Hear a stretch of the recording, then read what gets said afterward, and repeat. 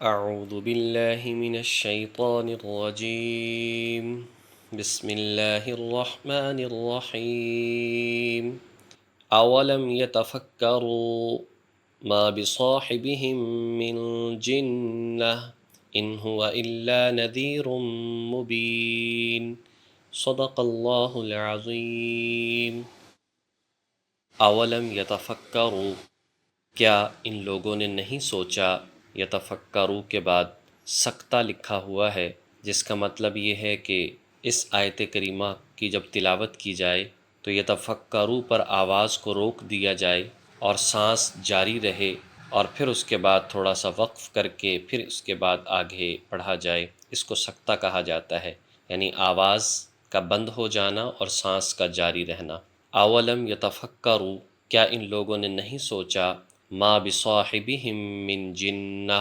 کہ ان کے جو صاحب ہیں ان میں کسی قسم کا کوئی جنون نہیں۔ ما بصاحبہم یعنی یہ جو لوگ جس سے مقابلہ کر رہے ہیں، جو صاحب یعنی نبی پاک صلی اللہ علیہ وسلم، جن کو یہ اپنے مد مقابل سمجھتے ہیں، من جنہ، ان میں کسی قسم کا جنون کا کوئی شبہ نہیں ہے۔ ان ہوا الا نذیر مبین، یقیناً وہ تو صرف اور صرف کھلم کھلا خبردار کرنے والے ہیں۔ اولم ينظروا فی ملکوت السماوات والارض وما خلق اللہ من شیء، کیا ان لوگوں نے غور نہیں کیا آسمان و زمین کی سلطنت میں، اور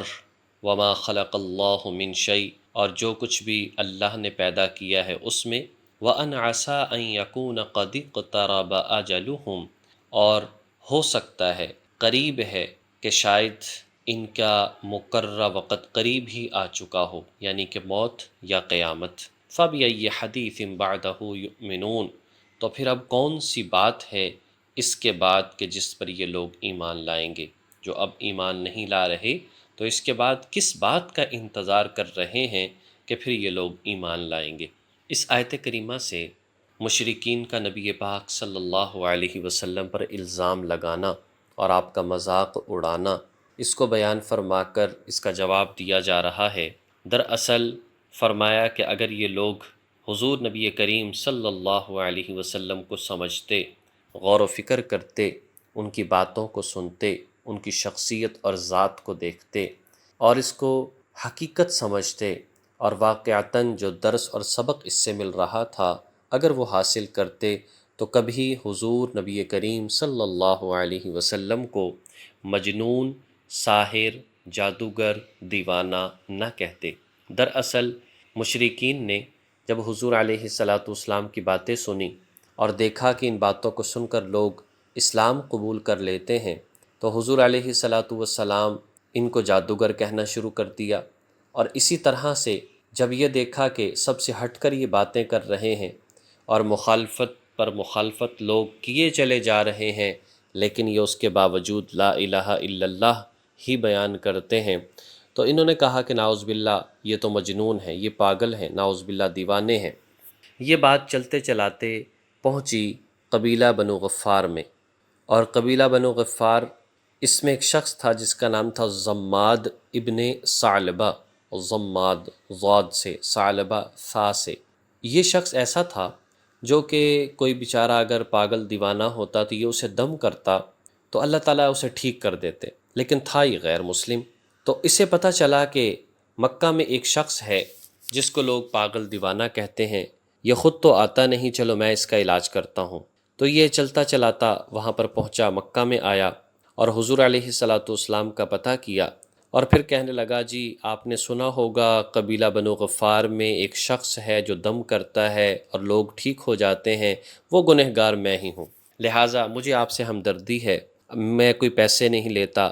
میں اس بات پر کوئی اجرت نہیں لیتا، لیکن میں یہ کہ آپ کا علاج کروں گا۔ جب یہ بات کہی تو نبی پاک صلی اللہ علیہ وسلم مسکرائے، اور حضور علیہ السلام نے فرمایا کہ لوگ ہیں، ان کی زبانیں ہیں، جو مرضی کہتے پھریں، اور پھر حضور نے خطبہ ارشاد فرمایا،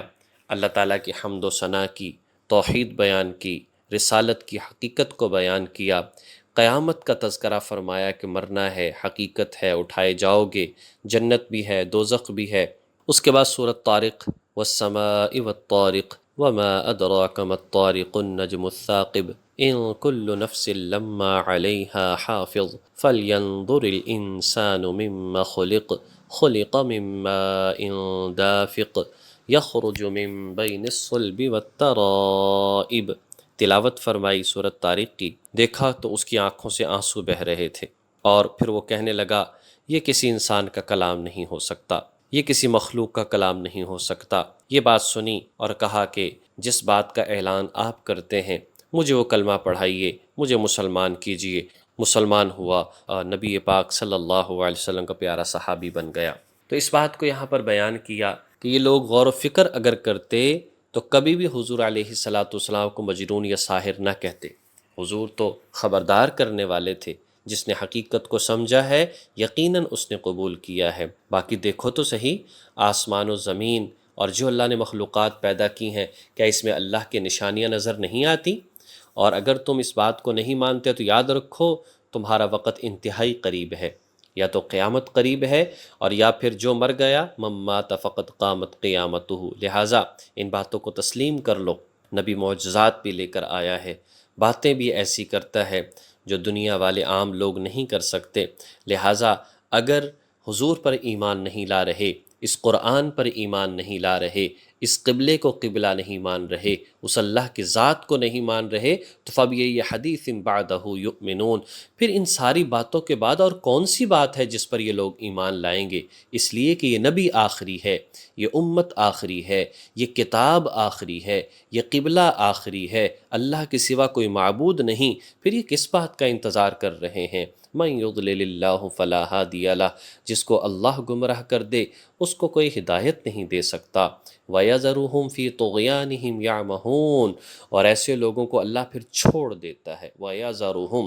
ایسوں کو چھوڑ دیتا ہے، فی طغیانہم، ان کی سرکشی میں، یعمہون، کہ وہ بھٹکتے پھریں، اندھے ہو کر بھٹکتے پھریں۔ یعنی اللہ موقع ضرور دیتا ہے، لیکن جو ان موقعوں کو گوا دیتا ہے، غور و فکر نہیں کرتا، پھر اللہ پاک جو ہے ہدایت کے دروازے بند کر دیتا ہے، اور انسان ایسے ہی بھٹکتا پھرتا ہے اور دنیا سے بے ایمانی کی زندگی گزار کر چلا جاتا ہے، اور آخر کار ہمیشہ ہمیشہ کا مستقبل آخرت اس کی خراب ہو جاتی ہے۔ اللہ جل شانہ ہمیں حضور علیہ السلام کی ذات گرامی، دین اسلام، قرآن کریم، اس کی قدر کرنے کی توفیق عطا فرمائے، کامل ایمان رکھنے کی توفیق عطا فرمائے، اور ہمیں اچھے اور نیک اعمال کرنے کی اللہ توفیق عطا فرمائے۔ وآخر دعوانا ان الحمد للہ رب العالمین۔